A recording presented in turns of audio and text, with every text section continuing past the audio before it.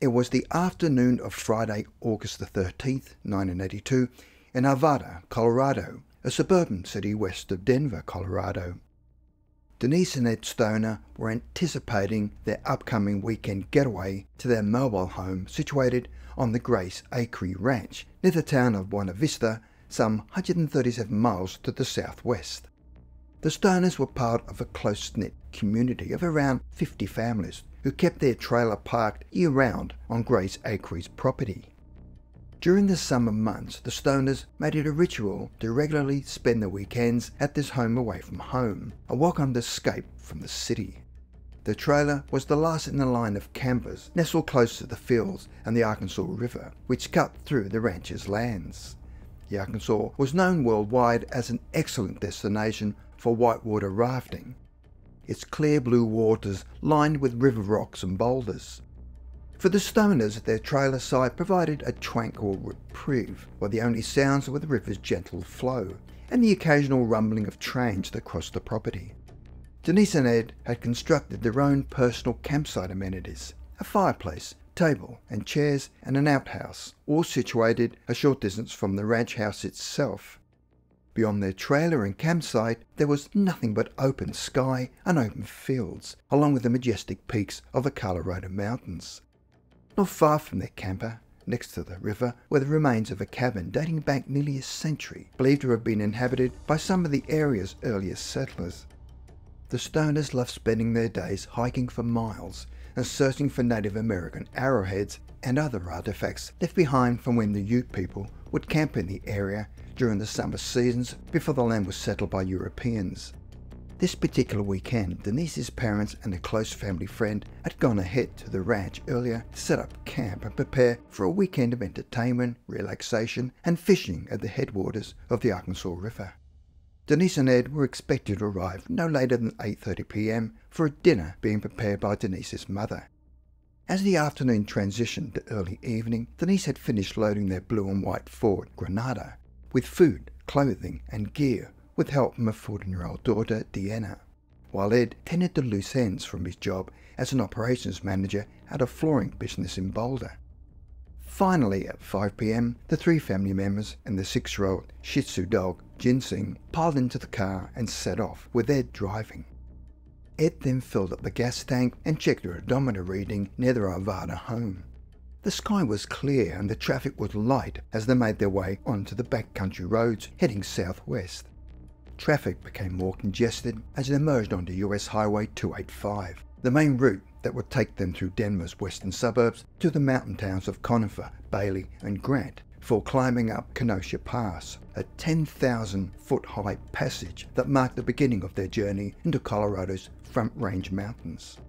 After navigating the winding mountain roads, the traffic finally thinned as they crossed over Kenosha Pass and began their descent down towards the broad, open expanse of South Park Valley spread out below. This was a familiar routine for Ed, who always stopped at the scenic overlook on Kenosha Pass to take in the breathtaking views of the valley and the town of Jefferson at its base. Denise opted to remain in the car while Ed and Deanna briefly took in the vista before piling back in with Ed, once again assuming the driver's seat. The sun was still high in the sky to the west as Ed made the turn to begin their downward journey towards the valley floor below Jefferson. He and Denise were thoroughly relaxed, their conversation casually drifting from one subject to the next while taking in the vast clear views while their daughter slept in the back.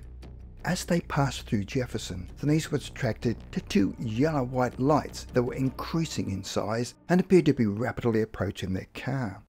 They were 4 miles south of Jefferson when the lights were now sitting above the car. All of a sudden, the Stoners' vehicle began to move sideways off the highway, as if it were under someone else's control. Then, after what appeared to be mere seconds, the Stoners found themselves beyond the southern end of the Mosquito Range, driving up Trout Creek Pass beyond South Park Valley. But what was most concerning was that they had no memory of driving through the valley or the town of Fairplay, south of Jefferson, on the stretch of US 285 that led to Buena Vista. Moments before, it was broad daylight, and now it was total blackness in the valley, and they could not account for the last 40 miles. The couple were confused. And why was it suddenly dark? And who had turned on the car's headlights? It certainly wasn't Ed. Only moments before, the sun was shining. Ed was starting to panic, and his wife screamed out, "What the hell just happened?" Ed quickly pulled the car to the side of the road to check his watch. It seemed that only seconds ago it was 6:55 p.m. and it was now nearly 11 p.m. Feeling totally disoriented, Ed's fear increased even more when he checked the car's odometer, which read 74 miles, which had been the exact same reading when they were 4 miles south of Jefferson hours earlier. There was not only a major discrepancy in time, but in travel miles. It appears that the stretch of highway that they'd regularly travelled upon from Jefferson to Trout Creek Pass had for some reason not registered on the odometer. They'd lost 40 miles on the trip odometer and more than 3 hours had passed. Ed and Denise sat in silence on the side of the road in an attempt to put together their lost time. There was no explanation for their lost time and the missing miles. They then got back in the car to continue their journey to Trout Creek Pass, Johnson Village and Buena Vista before finally reaching their destination at Grace Acree Ranch. As their car drove into the ranch, they were all met by a concerned group. Their friends were standing in the road watching to see if the headlights coming down the driveway were theirs. They all had anxious expressions on their faces until one in the group asked what happened and why were they so late, as it was almost 11:45 p.m. Why has it taken them 6 hours to reach the ranch?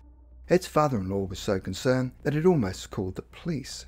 When Ed checked his odometer, it showed 97 miles from their house in Arvada to their destination north of Buena Vista. On every previous journey they'd taken, the odometer had shown 137 miles. Why was there a 40-mile discrepancy? Denise's mother felt something was not right and insisted that her daughter give her a rational explanation. And when the couple explained what had really happened, they realized that, as strange as it sounded, they were not lying, even though they really didn't know what had happened and were still a bit shaken by their ordeal. The Stoners returned home confused, but none the worse for wear. If Denise had known about organizations dealing with UFO abductions, she could have filed a missing time report, but by 1982, the US Air Force had shut down Project Blue Book, its UFO investigation branch, in December 1969. So the Stoners had nowhere to report their sighting and missing time event. The perplexing event weighed on Denise's mind, and she was determined to find an answer, and it would take 30 years before she was able and confident enough to ask for help in solving their mystery. However, sometimes it is best not to delve too much into your past, because it turns out that this was not Denise Stoner's first experience with aliens, where she would later find that she'd been abducted by the same alien over 50 times during the course of her life.